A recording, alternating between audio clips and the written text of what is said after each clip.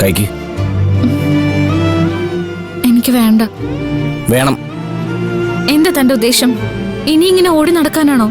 എന്താ തനിക്ക് മടുത്തോ? മടുത്തു. ജീവിതം മടുത്തിട്ടാ ഞാൻ തന്റെ കൂടെ ഇറങ്ങി പോകുന്നത്. പക്ഷെ ഇത് അതിലും വലിയ മടുപ്പാ ഈ അലച്ചില്. അമ്മയെ സങ്കടപ്പെടുത്തണ്ടെന്ന് കരുതിയാ ഞാൻ തന്റെ കൂടെ ഇറങ്ങി പുറപ്പെട്ടത്. പക്ഷെ അത് തന്റെ സങ്കടം കാണാൻ വേണ്ടിയല്ല. ഞാനിപ്പോ തനിക്കൊരു വലിയ ബാധ്യതയായി അല്ലേടോ എന്ന് ഞാൻ പറഞ്ഞു. താൻ പറഞ്ഞില്ലെങ്കിൽ ഞാൻ പറയും. കാരണം അതാണല്ലോ സത്യം. അതല്ല സത്യം. ഇനി ഒറ്റ വഴിയേ നമ്മുടെ മുന്നിലുള്ളൂ.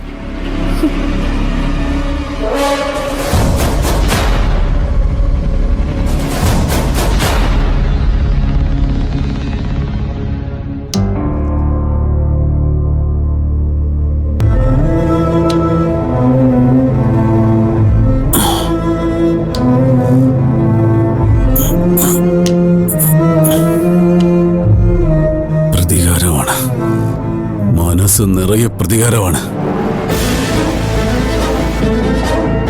ആ നശിച്ച പെണ്ണിനോട് മാത്രമല്ല, അവനോടും. കൂടെ നിന്ന് ചതിച്ചവനാ ലൂയിസ്.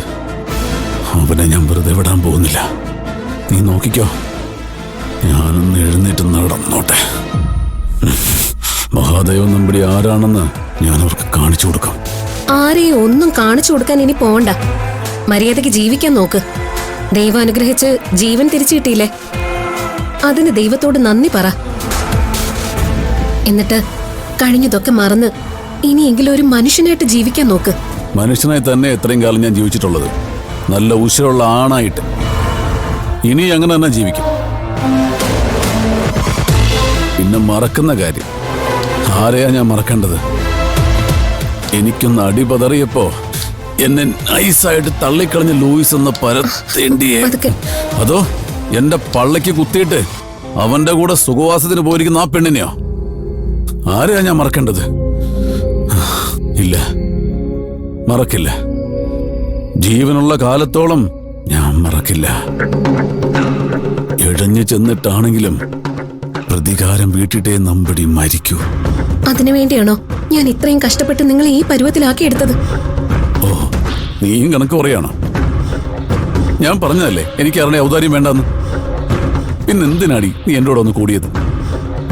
ശവത്തി കുത്തി സൂഹിക്കാനായിരുന്നോ, അതോ എന്റെ വീഴ്ച കണ്ട് ആസ്വദിക്കാനോ? എന്തൊക്കെ ഈ പറയുന്നേ? ഞാൻ പറയുന്നതാണോ കുഴപ്പം?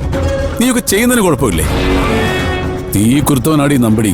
തീ തന്നെ ആ ചവിട്ടി വളർന്നത്. എനിക്ക് ആരുടെ താങ്ങ വേണ്ട. സ്വന്തമായിട്ട് നടക്കാറാവുമ്പോ ഞാൻ പറയാം. അതുവരെ എന്തിനാ ഈ സാഹസമൊക്കെ? നിന്റെ കരുണ, വിശാല മനസ്കത അല്ലേ? അല്ല, എന്റെ കുഞ്ഞിന്റെ അച്ഛനോടുള്ള സ്നേഹം. ആ മനുഷ്യനൊന്നും സംഭവിക്കരുതെന്ന് ദൈവത്തോടുള്ള പ്രാർത്ഥന.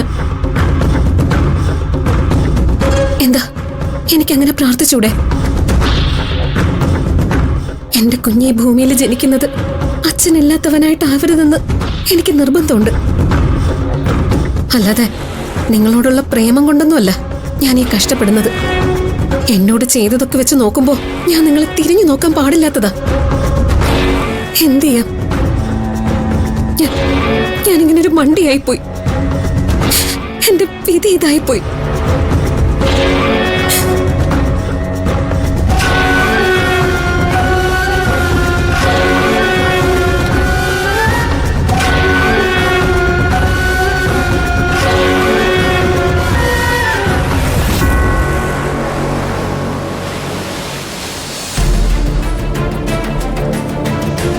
ഫാത്തിമ,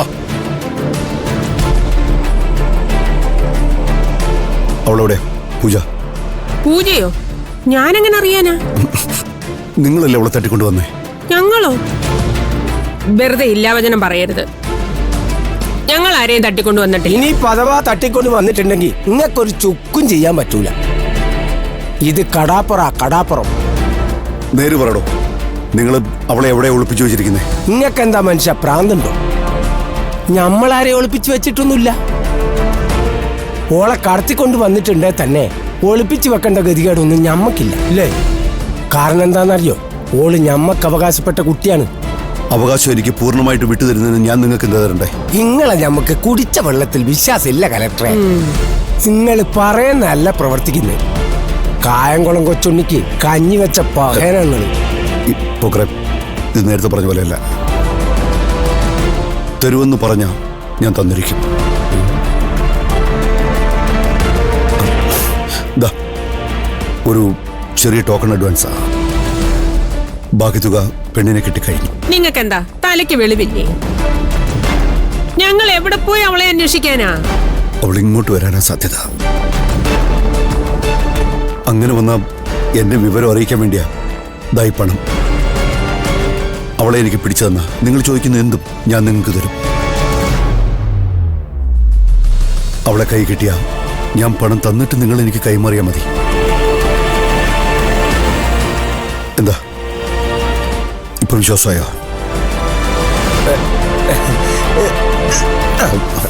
വിശ്വാസായി.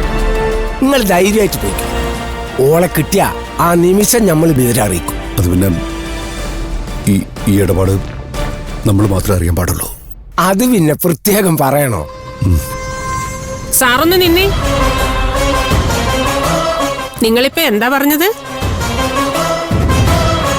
അവൾ വരാൻ സാധ്യതയുള്ള സ്ഥലം ഇതാണെന്ന് അല്ലേ? എന്താ അതിന്റെ അർത്ഥം?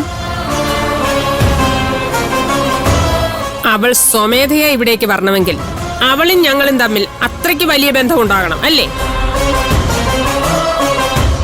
അപ്പോ നിങ്ങൾ പോലും അത് അംഗീകരിക്കുന്നുണ്ട്.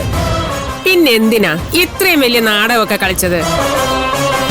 എന്നിട്ട് നിങ്ങൾ രണ്ടാളും ഞങ്ങളെ അവിടെ നാട്ടി പായിക്കുകയും ചെയ്തു. അതൊരു ന്യായായ ചോദ്യാന്നല്ലോ ഫാത്തിമ.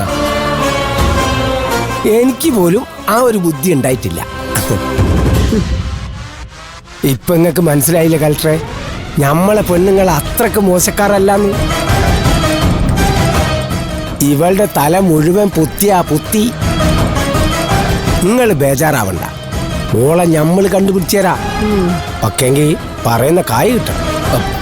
അത് തരാന്ന് പറഞ്ഞല്ലോ. പറച്ചിൽ മാത്രം പോരാ. നിങ്ങൾ കായ് തരുമ്പോ നമ്മൾ നിങ്ങൾക്ക് പെണ്ണിന് തരും. എന്തേ? ആ